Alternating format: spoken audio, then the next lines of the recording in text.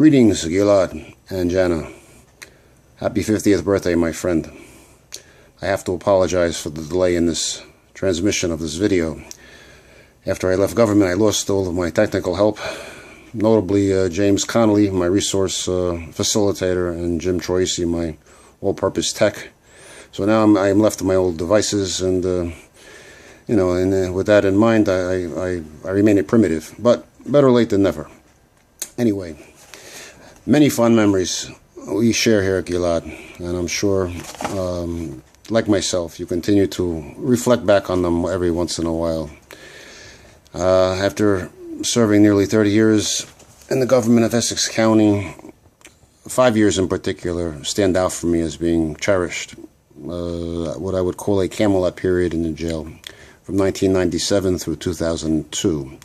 Years in which you were instrumentally involved with our department through the admixture of several very, very foresighted individuals. County Executive James Treffinger, County Administrator Vince DeMauro, and Director of Public Safety Marty Helwig, and Director of Corrections Ron Manzella. In any event, I would term this period a Camelot period. I think it's, to this very day, remains something which people continue to look back upon as sort of the ideal. And as for your role in this Camelot, when I was first approached by Directors Helwig and Manzella, they asked me, ordered me, to come up and create a little group of emergency respondents to put out an occasional jail fire or suppress or put in a tier of unruly inmates. And they kind of left it, how I do this, kind of open-ended, which is always a mistake with a type A personality like myself. So that being said, they further aggravated the situation or enhanced it, depending on perspective, by next advising me that I would have a trainer to assist me to this end. Another type A personality, one Gilad Jacobson, founder, director of Suits.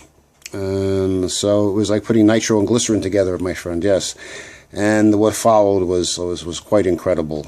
I mean, from having worked in a department which had been the laughingstock of law enforcement, not only in Essex, but throughout the state, we built something. I mean, collaboratively.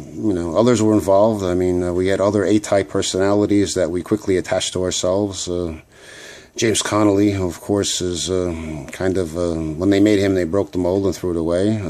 Thomas Melody, and assortment of other people who were with us day in and day out to create something new, something which would be objectively pure, and so it was. And from having been something which was very politicized, this special emergency response team, it became something which became like an object of desire, especially for people who had been politically connected, and we're used to making phone calls to receive assignments to certain positions in the department.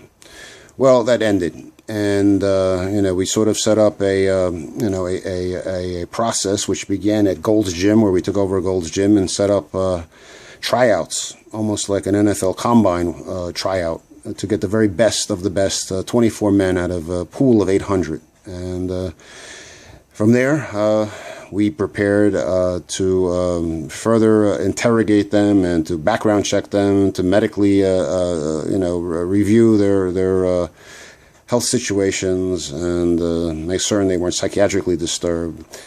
And when all of these things were done, we then turned them over to you. And what you did was quite remarkable.